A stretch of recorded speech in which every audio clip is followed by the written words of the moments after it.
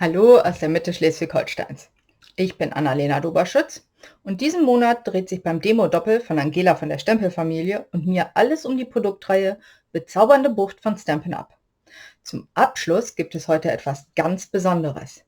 Ich bastel mit dir diese besondere Hochzeitskarte mit versteckter Wasserfalltechnik im maritimen Stil.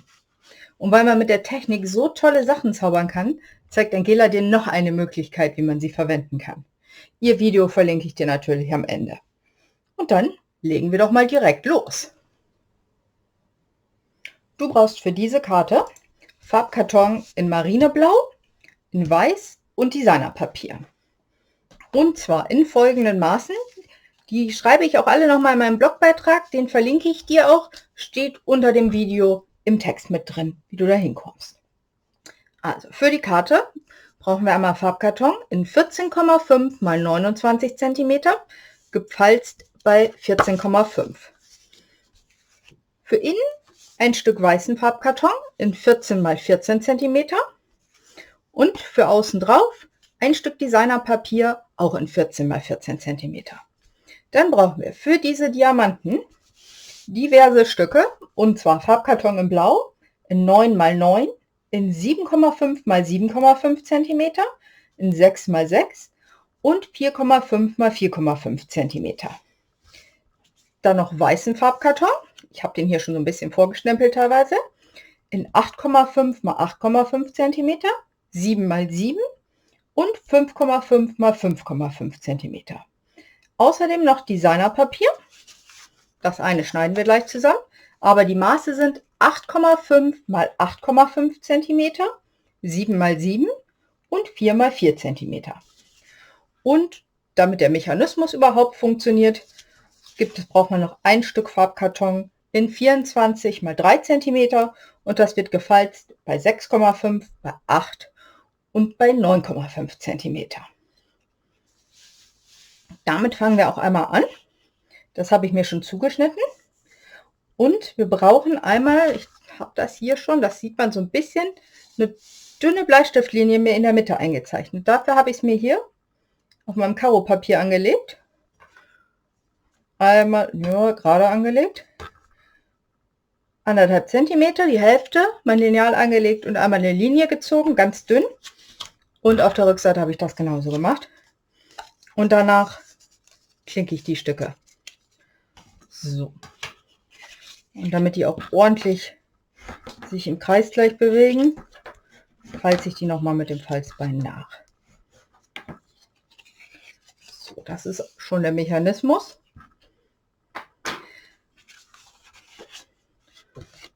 Dann kleben wir hier schon mal die ersten Stücke auf. Das ist unsere Karte, die ist ein bisschen größer als sonst, aber ich finde, für eine Hochzeitskarte ist das auch mal ein schönes Format. Kann man ruhig mal nehmen. So, ich habe mir von der Produktreihe Bezaubernde Bucht das Goldglänzende mit den Fischen ausgesucht. Das finde ich voll schön. Und ich muss sagen, ich habe darauf geachtet, in welche Richtung meine Fische schwimmen. Deshalb liegen die hier bei mir so. Gucke ich, dass ich mittig ausrichte. Links und rechts ungefähr 2,5 mm Platz immer. Einmal außen, und damit man innen die Karte auch noch beschreiben kann, kommt innen drin noch Weiß rein. Auch in 14 x 14. Dadurch ergibt sich auch der Rand von 2,5 mm. So, gucken, dass das gut passt. So, damit ist die Grundkarte schon mal fertig. Ich kann das hier an dieser hier einmal zeigen. Mein Fischschwamm schwimmt nämlich durchgehend hier im Kreis. Also da habe ich schon beim Papier sehr drauf geachtet beim Schneiden. Da fällt natürlich ein bisschen was ab, aber ich finde, hier für so eine Karte kann man das schon mal machen, dass der Schwarm sauber im Kreis schwimmt. Hier mache ich es ein bisschen anders. Ich habe hier zwar auch eins meiner Stücke, aber ich möchte hierfür dieses Papier verwenden. Ist jetzt in dieser Ausrichtung blöd. Ich möchte, dass es ja so da drauf ist. Deshalb schneide ich das. Platz machen hier. Ich lege mein Designerpapier hier oben bei 2 Inch und unten bei 2 Inch an. Diese Linien, die hier durchgehen, sind genau passend. So, ich gucke, dass ich auch wirklich, ja, ihr seht es jetzt nicht, aber ich kann es sehen. Die Linie. Ich weiß, da hat man einiges an Verschnitt bei, aber es lohnt sich, muss ich wirklich sagen. Eine Seite abschneiden und das ist das größte Stück, was ich habe, in 8,5 mal 8,5. Das heißt, ich weiß, ich brauche hier oben ungefähr 8,5. Deshalb gucke ich, dass jetzt erstmal hier so meine Ecke so auf 9 liegt. Schneide das erstmal ab und habe jetzt eine Ecke, wie ich sie haben möchte, und kann sie auf das Gesamte auf 8,5 mal 8,5 schneiden. So, die Schnipsel brauchen wir gleich noch. Jetzt sieht das mal viel schöner aus, wenn das mustertechnisch so ausgerichtet ist, als wenn das so wie gerade eben so war. So, das ist das eine. Und ich möchte auch hier mein Ziehelement auch in der Ausrichtung haben. Das heißt, ich nehme ja das größte Stück von denen, die ich rausgeschnitten habe. Schneide hier, das muss dann am Ende 4 mal 4 werden. Schneide hier auch einfach wieder ein Stück ab. Nicht gucke, dass das hier wirklich relativ groß ist, dass ich da am Ende auf 4 mal 4 cm komme. Das passt.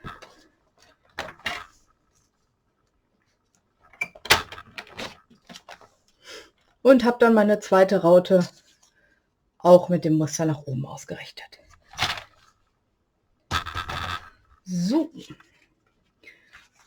Das heißt, ich habe hier meine Designerpapierstücke, hier meinen blauen Farbkarton und meinen weißen Farbkarton. Die müssen jetzt ja irgendwie zusammenkommen.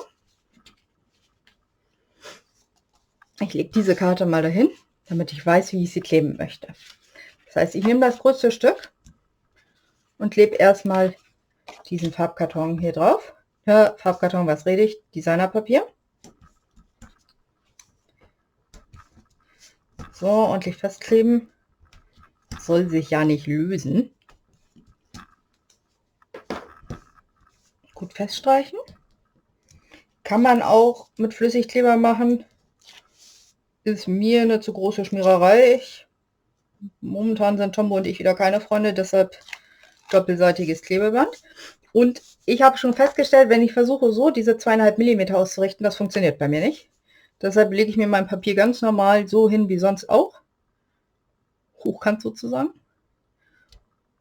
Und klebe dann mein Designerpapier auf. So. Jetzt muss man aufpassen. Das ist meine Vorderseite. Das ist meine Rückseite. Das heißt, die Karte klappt sich so auf. Das heißt, so muss mein erstes Innenelement liegen. Mal. So liegt es. Und so klappt es sich. Wenn man jetzt das mit den Fischen macht, so wie ich, muss man auch noch auf die Ausrichtung der Fische achten. Das brauche ich in diesem Fall nicht. Guck, mein Muster liegt nach oben. Drehen. Und dann möchte ich es so haben. Der Spruch soll ja auch richtig zu lesen sein. Drehe es mir ein bisschen zum Aufkleben. Und habe mein erstes Element fertig. Dann das nächste Stück Farbkarton. Da möchte ich jetzt, dass meine Fische in die richtige Richtung schwimmen. Das ist jetzt gerade beim Aufkleben erstmal egal. Das drehe ich gleich in die richtige Richtung.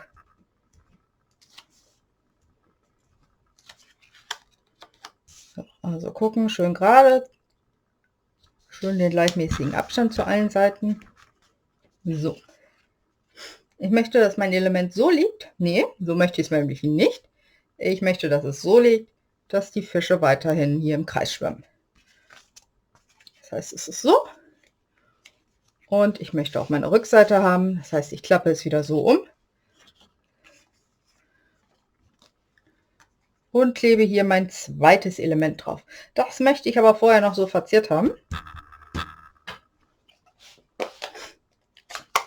Und dafür habe ich genutzt die Sea Turtle. Die finde ich echt süß.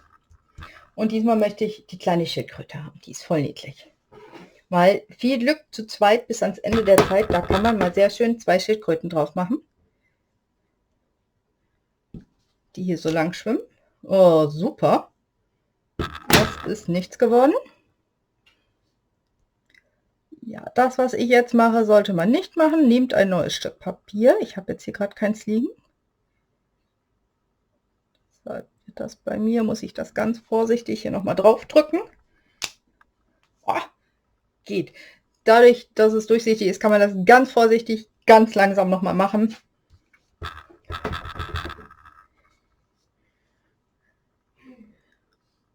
Ja, auf der anderen Seite soll sie auch noch mal schwimmen. So.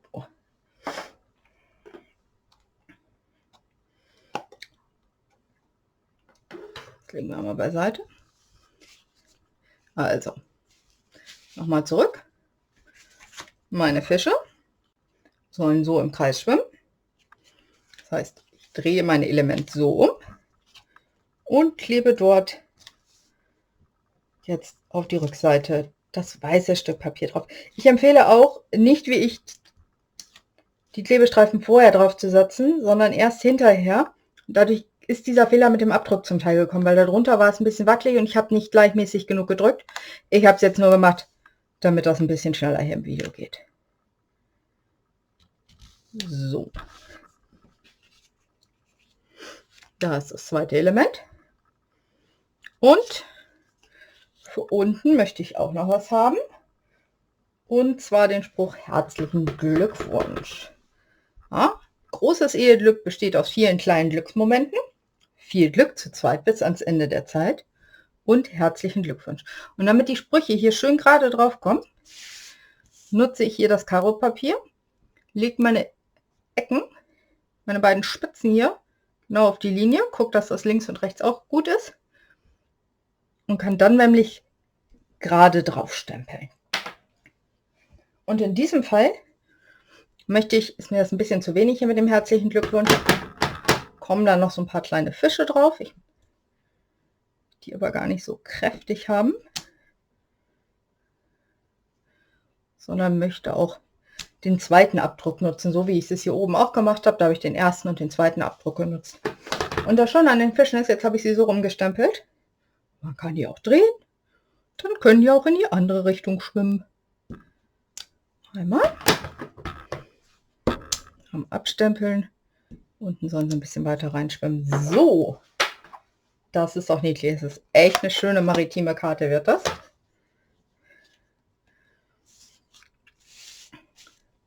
Und in diesem Fall ist das die unterste schon. Die kriegt also keine Rückseite. Das heißt, das kommt direkt auf die Vorderseite drauf. Bei den anderen hatten wir immer noch auf der Vorderseite das Designerpapier. Hier kommt sozusagen auf die Vorderseite der Farbkarton mit Spruch.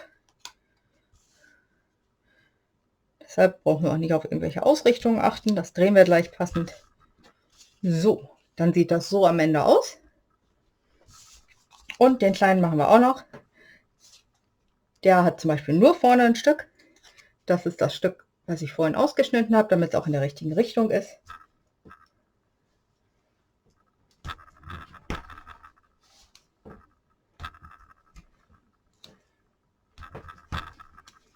So.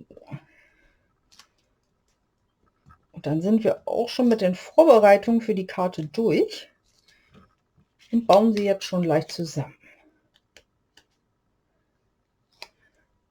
So, ausrichten, damit man es gut mittig aufkleben kann. So. Das sind unsere Elemente. Hier ist unsere Karte. Das Stück. Klappt das einmal zu. Sieht man das nochmal? So. Den legen wir erstmal beiseite, der kommt zum Schluss. Hier haben wir jetzt ja die Linie drauf. auf das kurze Stück. Nicht das lange, das ist das lange gefalzte, auf das kurze gefalzte Stück kleben wir das Element, was am Ende unten immer zu sehen ist. Und dafür habe ich diese Linien gezogen, damit ich das ausrichten kann. In dem Fall nehme ich jetzt doch Tombow, weil ich möchte, dass das ordentlich festklebt. Ich sehe hier oben 2 kleine Dreiecke, die ich nicht klebe. Das heißt, ich fange hier so ein bisschen tiefer an. Setze hier meinen Kleber hin, damit der Kleber oben nicht rausguckt. Die Spitze auf die Linie und unterhalb der Faltkante. So, und damit ich weiß, dass das auch wirklich gerade ist, klappe ich es jetzt einmal zusammen und habe dafür auf der Rückseite diese Linie auch gezeichnet und kann gucken, ist das gerade ausgerichtet. Meins ist nicht ganz gerade. Dadurch, dass ich Flüssigkleber genommen habe, kann ich es noch ein bisschen schieben. So. Und damit habe ich das erste Element schon ausgerichtet. Dann kommt das zweite. Das heißt, ich drehe es, damit ich diese Seite habe. Ich habe das nämlich bei meinem ersten Versuch gemacht, da habe ich es falsch rum aufgeklebt. Weil ich dachte mir, ach, die Texte alle so schön zusammen. So, aber das nicht. Wir wollen ja, dass sie so übereinander liegen. Jetzt habe ich hier oben also dieses kleine Stück. Und dann nehme ich meinen Flüssigkleber und setze auch so ein ganz bisschen so ein Dreieck drauf, nicht zu viel. Guck noch mal, dass meine Fische richtig rum ausgerichtet sind. Und setze das auch wieder hier. Guck oben nach der Linie. Gucke unten nach der Linie. Und drücke es fest unterhalb der Falzkante. Und zur Gegenkontrolle drehe ich das Ganze einmal um und schaue, dass es hier gleichmäßig ist. Das ist es in diesem Fall. Dann kann ich schon mit dem dritten Element weiterarbeiten. So, das verdeckt dann alles. Das heißt, es kommt so rum oben drauf. Beim letzten kleinen Falzelement hier oben kommt dann wieder mein Dreieck vom Flüssigkleber drauf. Ich gucke, wo meine Linie oben mittig ist. Ich gucke, wo unten meine Linie mittig ist. Ja, ich gucke wirklich. So, Kopf nicht im Bild, gut. Na, nicht verschieben. Ordentlich festdrücken. Der Flüssigkleber braucht einen Moment, aber dafür lässt er sich ja auch verschieben. Und jetzt sehe ich, hier hat sich es ein bisschen verschoben, deshalb schiebe ich hier noch ein bisschen. Und jetzt sind sie gleichmäßig drauf. So. Das ist der vordere Teil. Und das Element zum Rausziehen kommt hier unten hin. Und das wird hier unten, ja, ist ja meine Linie. Gucke ich, dass die untere Spitze auf der Linie ist und die obere Linie auf der Spitze ist. In dem Fall zeichne ich mir das ein ganz kleines bisschen an.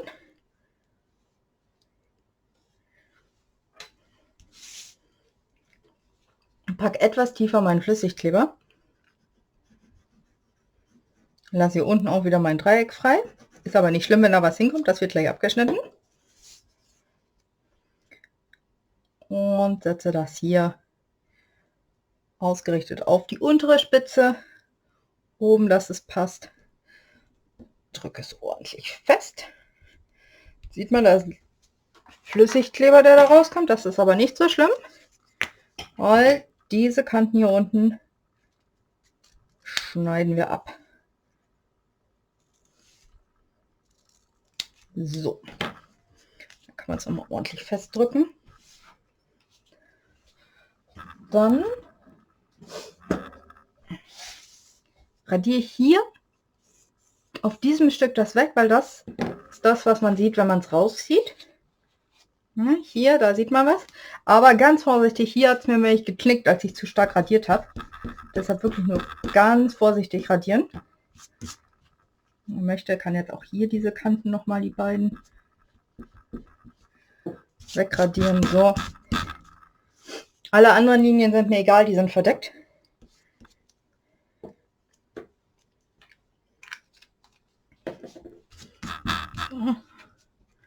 Alles wegmachen. So, dann muss das ja noch hier vorne drauf. So, gucken, dass man das hier links, also die Kante schließt oben mit ab und die Spitze schließt unten ab. Dann, dass man links und rechts ungefähr gleichmäßig Abstand hat. So, das hier muss sich aber bewegen. Deshalb kleben wir von diesem Element, also das Elementstück wird festgeklebt, und dafür nehme ich hier die Schaumstoffklebestreifen. Man kann auch Dimensionals nehmen. Ich habe festgestellt, die Schaumstoffstreifen, dann hat es eine längere Bahn, wo es sozusagen lang ziehen kann und dran entlang geführt wird und wackelt nicht so sehr.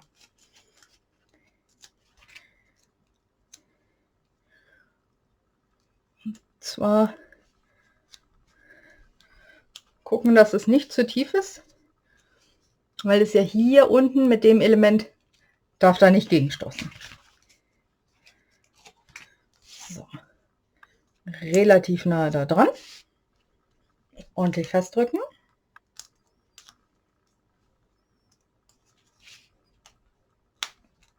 Die Folie abnehmen. So. Und wie gesagt, es wird oben dran ausgerichtet. Jupp. Bisschen vorsichtig. Ich lege es also erst hier oben an. Gucke, dass es links und rechts den richtigen Abstand hat. Dass es unten gerade ist. Und dann drücke ich es erst ordentlich fest. So. Und das ist schon der versteckte Wasserfall. Lässt sich in beide Richtungen schieben. Muss ein bisschen aufpassen, wenn man hier unten dass die da drunter geschoben wird. Also nicht schön vorsichtig schieben. So. Und weil es ja eine Hochzeitskarte sein soll, kommt vorne noch zur Hochzeit alles Liebe drauf. Für die Sprüche habe ich verwendet einmal Grüße voller Liebe und einmal feierliche Anlässe. Wirklich schön für solche Karten. Feierliche Anlässe, alles Mögliche dabei. Ostern, Hochzeit, Geburt, finde ich wirklich schön. Lässt sich gut dafür nehmen. Und ausgestanzt habe ich das hier mit so einer kleinen Kante, sage ich mal, mit diesen beiden hier. Das ist aus Sukkulenten im Topf. Das ist auch ein ganz tolles Set. Habe ich noch gar nicht genug mitgemacht, wobei ich es so schön finde. Ich glaube, ich muss ihn noch mal machen. Ich verlinke dir hier einmal ein Video, wo ich das schon mal benutzt habe. So. Erstmal wollen wir diese Karte fertig kriegen. Und damit das ganz hübsch aussieht, klebe ich das jetzt einfach mit den Dimensionals da drauf.